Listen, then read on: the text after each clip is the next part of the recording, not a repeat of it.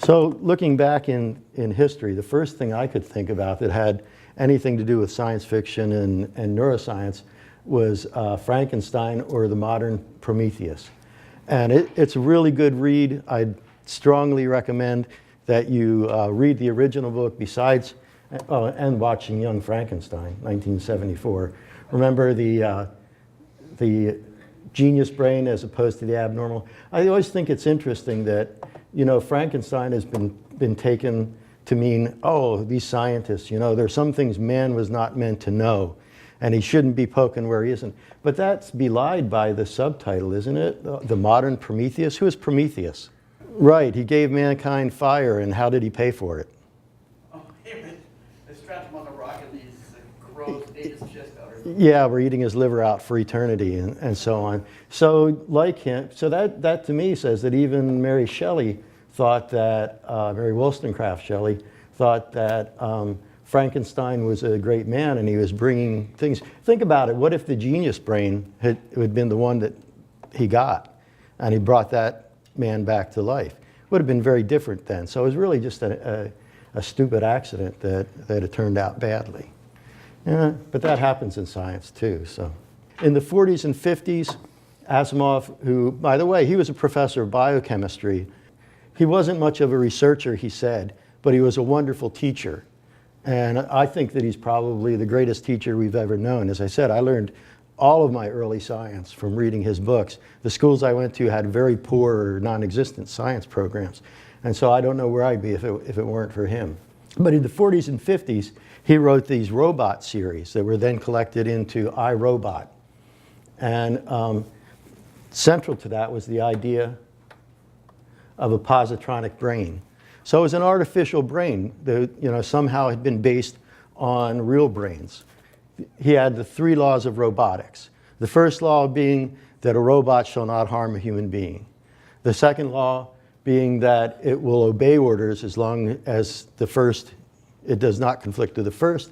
And the third is that it must protect its own existence as long as such it doesn't conflict with the first 2. So it was lovely listening to him talk about it. The first thing people would ask, where did he get these 3 laws from?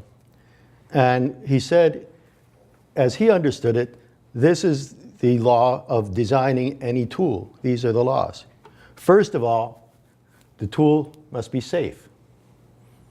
Okay, it must not harm the tool user. Second of all, it should do its job as long as it's safe and doesn't hurt the user. And third of all, it should be durable and last and be of good value, you know.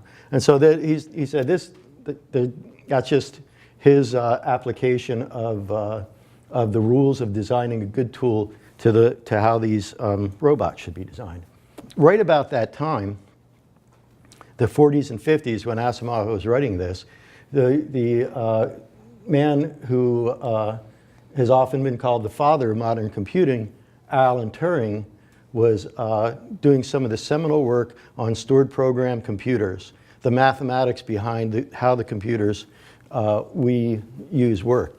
But I was really studying mathematics to study mathematical logic. I'd always been interested in how the brain worked. And that's kind of the way Alan Turing was. And there's a biography of him called Alan Turing, The Enigma by Andrew Hodges. And I'd thoroughly recommend that as a good read.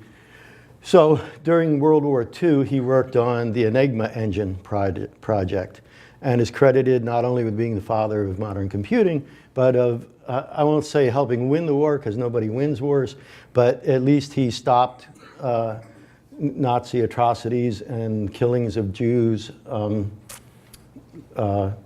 Romani, little people, albinos, and gay people. Ironically, in 1952, while that was still, his part in World War II was still classified, he was arrested and prosecuted and, one might say, tortured for himself being gay. But where you hear most about him in science fiction is the Turing Test. The Turing Test is, at what point would a machine be smart enough? How do you know that it has become not a machine but a human being? And whether you agree with it or not, it's sort of based on the theory that if you can't tell the difference, then it doesn't make any difference. And so there are different formulations of it, but the idea is that if a reasonable number of people for a reasonable number of time were typing questions and answers back and forth, and they were unable to tell which was a machine and which was a human being, then that machine would effectively be a human being.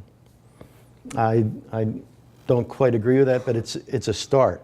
And as a matter of fact, I think some machines have passed the Turing test, but I really don't think they're human beings.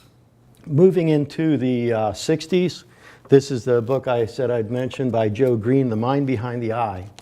And in this book, which all of these are still good reads, except maybe I Will Fear No Evil. That's probably my favorite author is Robert Heinlein, and this is probably my least favorite book by him. It's still good, but it's a kind of a fantasy rather than hard kind of science fiction. But in The Mind Behind the Eye, these giant aliens who had different structures so they didn't just, collapse of their own weight, although they couldn't get around in our gravity very well. One of them was captured. He was brain damaged in the process. So they scooped out his skull, except for they scooped out the forebrain, left the hindbrain to keep the body alive, which is kind of the way we do our experiments, and not in people though, obviously. And so then they made a little apartment in there, and they had this incredible genius who was also an amazing pianist and also a biologist live in there, and sent them back to be a spy inside the body of this giant.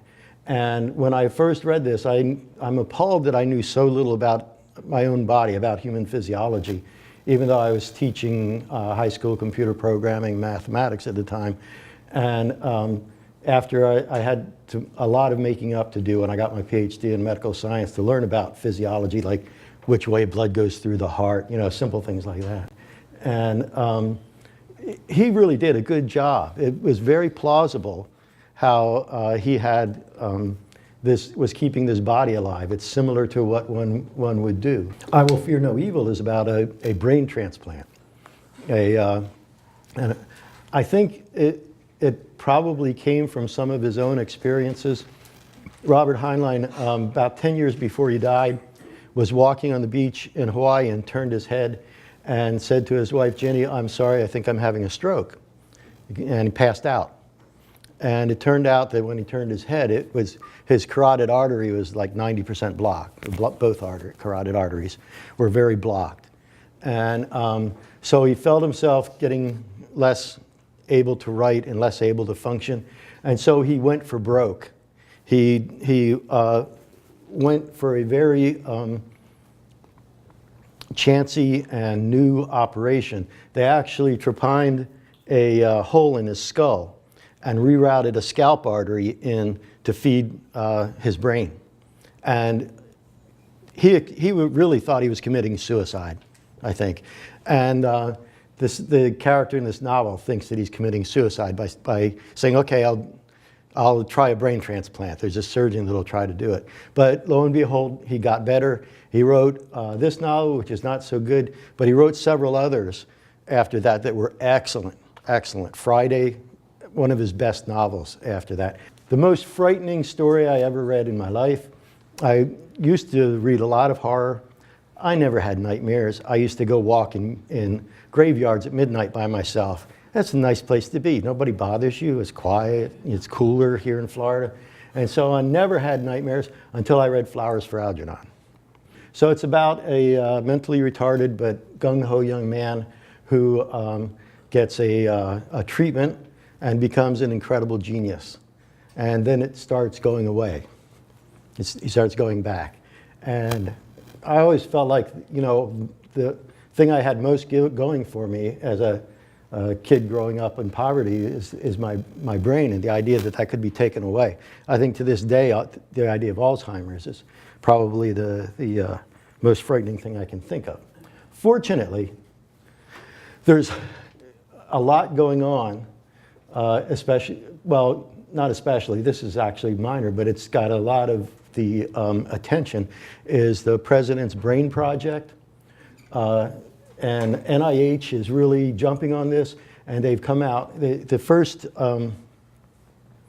iteration, I think Obama allotted, what was $100 million or something, which, you know, sounds like a lot of money, but for national research is a drop in the bucket. But now the National Institutes of Health are really jumping on, and they're asking for a realistic budget. And a lot of things that are going to be done are in brain mapping, which is what I do, and brain physiology and function, but also looking how the Brain Initiative will advance clinical research. So there's going to be a lot done in stem cell research that they've had, as a matter of fact, even at our university, they've had quite a lot of success with human stem cells, not entirely reversing, but ameliorating Alzheimer's and Parkinson's and ALS, amyotrophic lateral sclerosis, you know, Lou Gehrig disease. So they have animal models of these in mice. And they're already getting some improvements from stem cells. And I know that'll continue. And if I do get, you know, Alzheimer's or something, I wouldn't be a bit surprised if they're able to cure it.